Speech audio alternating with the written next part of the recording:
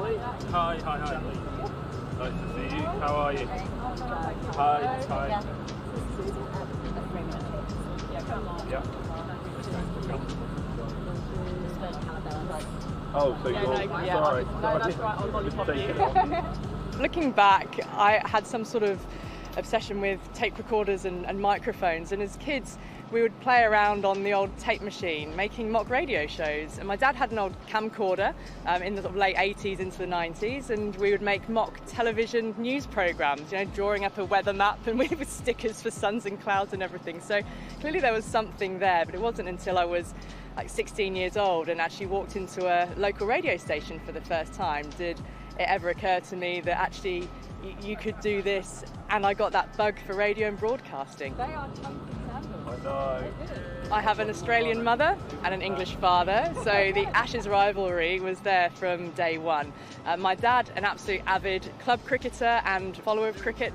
My brother then played schools cricket and some age group county cricket, and it was just always the sport that was either on the telly or we were playing in the backyard. Lots of trips to Australia to see my mum's family when we were growing up as well, so again that huge influence of backyard Aussie cricket, beach cricket, so it was just always there. So I grew up knowing the game, loving the game. Well, it did start off with walking into that radio station and doing work experience at the age of 16, being a broadcast assistant. So I learned everything from driving a desk to I was answering the phone lines, I was emptying the tape bins, I was taking the callers for the competitions, I was posting off the prizes, and just a bit of advice that I got from somebody there who said, go away, do a good degree in a subject you enjoy, and then you can do a postgrad diploma specifically in broadcast journalism that trains you for work in a newsroom. And I decided to follow that path, mixed in with a lot of work experience along the way. I spent some time with the Wisden Cricket Monthly magazine. I spent some time actually working in the marketing department at Trent Bridge at Nottinghamshire, because I also wanted to see what it was like actually working in cricket itself. And then a really formative and important part for me was actually doing my university dissertation based on cricket and television, because that really gave me a foot in the door, because I was approaching directors, commentators, umpires, ECB chief executives for interviews. And at the end of that, I had a 10,000 word document that showed I understood the game, the history of the game, the technology around the game, and the nuances of the game, which as a female in the year 2001, as it was then, I was doing that dissertation, was really important, because at that time, women's cricket didn't have much of a profile. The media industry was completely male dominated, and it was often assumed that a woman just wouldn't know as much about cricket as a man. So to have that big document that I could send back to these executives was a huge way of, I think, getting that foot in the door. Further 35 runs will avoid the follow-on for New Zealand. And he's holed out. Well, going for the aggressive approach, Jack Leach hangs on to this one. Hit hard by Blundell. So it's the second wicket for Broad this morning. New Zealand 9 down, so wicket they wanted. The Test Match Special did have history of having a female commentating for them. Donna Simmons was a lawyer by profession, but she did sports commentary as well. And I'd been aware of Donna's voice. I'd also been aware of Ellie Oldroyd's voice as a reporter on Test Match Special, but not as a commentator. However, so I think going into that, I always knew that the audience had heard a female voice once before, albeit in the dim and distant past. And certainly the environment when I was first making my debut as a commentator was just when a very good friend of mine was making her debut as a commentator on Match of the Day in football. And it became apparent that the audience was not ready for a female voice in commentary, let alone in male sports commentary. So there was always that sense of, gosh, there could be a huge backlash. But I think in my case, I'd done so much county cricket reporting. I'd been a news journalist, sports news journalist with Radio 5 Live in the UK for the BBC. I'd done television journalism as well. And so I think my voice was already known and trusted by the cricket audience. And that's a huge part of broadcasting. You have to have that familiarity, that trust, that element of warmth as well. So when I actually did my first proper ball-by-ball England commentary, it wasn't as if I was just dropped in at the top level. I'd done an awful lot of work, touring as well with the England team as a reporter beforehand, so that foundation was laid. And I think a lot of people, when they first heard my voice doing ball-by-ball, didn't know it was my first time. We certainly didn't make a big deal out of it being my first time. I think they'd assumed I'd been doing it for a little while already. The fact that it is done more rarely these days, Macca, makes me inclined to think that Stokes will do exactly that and enforce the follow-on, because he likes to do the less conventional. Yeah, that is true. I think it's increasingly easier for women to get those opportunities now. There's actually a desire to have mixed broadcasting teams and mixed commentary teams. We still sit probably more predominantly in a presenting front rather than a commentary front, but I think certainly the generation of players who are now retiring absolutely have every opportunity to step into the commentary box, both for men's and women's cricket. And the fact that there's a lot more women's cricket that is all televised now, from domestic level through to international and World Cups, that there are those opportunities there that are now plentiful. There's still relatively few of us who are broadcast journalists doing lead commentary, so that's one area where I'd like to see more journalists come through and taking those lead roles. Natalie Germanos has always led the way for that in South Africa, and Katey do as well. But certainly if you're a female in broadcasting now and you've got knowledge of sport and you've got a voice which works for commentary, and not everybody does, whether you're male or female, then you've absolutely got every opportunity. Now what you get is just that slight soft feel to it. Legs are going to feel heavy come the end of the day. Best job in the world, really. You get to sit around, talk cricket all day with people who also love it, love debating the ins and outs of the games, and get paid to do it. So it's it's been a brilliant opportunity, something I've loved doing, and exceptionally lucky. There'd only been a few women who'd done it before.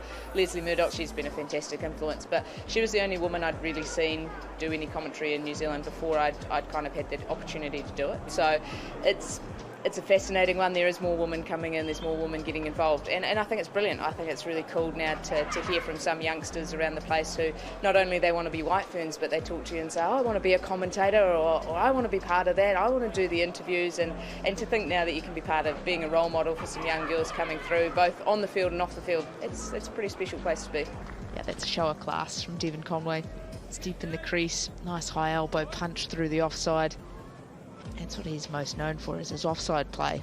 Yeah, I've really enjoyed coming into the commentary team here in New Zealand. I'd never met Frankie MacKay before, and I've really enjoyed listening to her commentary when I've been off air, and it's clear that she's got the respect of her male colleagues, which is all important in a commentary team. You want knowledge, of course, lovely register of voice, which Frankie has, but respect from your commentators, and that brings the warmth to the team, which is really important the way it transmits through the airwaves. So I've enjoyed working with Frankie here, and Katey Martin as well, doing a lot of work not just in New Zealand but around the world also. So New Zealand is really set up with some strong female voices in the game at the moment. It's just been fantastic to see more, I guess, women in the commentary box, and it's a different perspective. I think 50% of women are the spectators on cricket. They're usually mothers, daughters, sisters and that, so they do present quite an opportunity for us to be able to, I guess, give a different point of view. And I mean, I'm here, I guess, in the fortune of riding the coattails of so many people before me, like Mel Jones, Alison Mitchell and the like. So they're probably the biggest challenge is to hold yourself with the boys, hold your own when you've got the likes of Stephen Fleming and Mark Richardson in there. But the guys have been fantastic. They've been so welcoming. They've taught me a lot about the game, and hopefully in a way I've taught them something that maybe that they hadn't thought about, I guess, because you have a comfort. They have a comfort in knowing the game so well. When he bowls first change, he averages 35. When he bowls third change, he's averaging 15. When people say, call me a broadcaster, I get really confused because I'm like, oh, hang on. I'm just literally watching a game of cricket and talking about it. And I walk in and I'm park my car up and walk across, the ground with Stephen Fleming and talking about the game and talking about IPL auctions, and I'm just sitting there thinking, is this actually a job? Is this what I do as a living? And yeah, I just feel so fortunate and privileged, and it was not something I ever thought I'd be able to do or ever thought it was on the radar when I was playing or finishing up. Oh no. And that's gone. James Anderson with the catch. Broad has 4. And we will find out if Ben Stokes is going to enforce the follow-on. We're seeing Wagner sprinting off. Heard plenty of Alison Mitchell, that's for sure. She's a legend of the game. She's the GOAT. So, I mean, she's someone that I've loved having a chance now on this tour to get to know, to spend a bit of time sitting alongside, asking lots of questions of, and just watching her do her work, because she's brilliant, she's well researched, she's well organised, and I could listen to that voice all day. So yeah, there's plenty to learn from people like her, and I think she's brilliant at what she does. She's really leading the way for all commentators, but female commentators as well, and showing that there's a way for us to go forward. There is a place at the top table, I guess you could probably say. And yeah, I pinch myself every day that I get to turn up and spend a day with people like her. 2014 was when I commentated on ABC Grandstand for the first time, and there'd never been a female ball-by-ball caller in Australia before on radio. So it, again, didn't really attract much attention because I think my voice had been on ABC via my BBC work on radio and World Cups and touring the world in the years before anyway. But what happens actually now is that Kristen Beams, former Australia leg spinner, is also part of the ABC Grandstand team as a special comments colour commentator.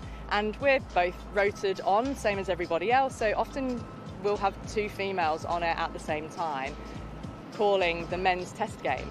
And the beautiful thing about it is that it isn't really commented on. If it is, it's usually something positive just about how much they're enjoying the commentary and the conversation. But it just means that the female voice has been normalised in the game of cricket, and that is so important because cricket is a game for everybody. And I often get people stop me around the grounds just to say, you know, thanks for doing what you do, because it makes my daughter feel as if cricket is for her as well. So it does have that impact, and you know, diversity of viewpoint, diversity of angle, and of literally the sound of the voice can have a wider impact beyond just discussing the game.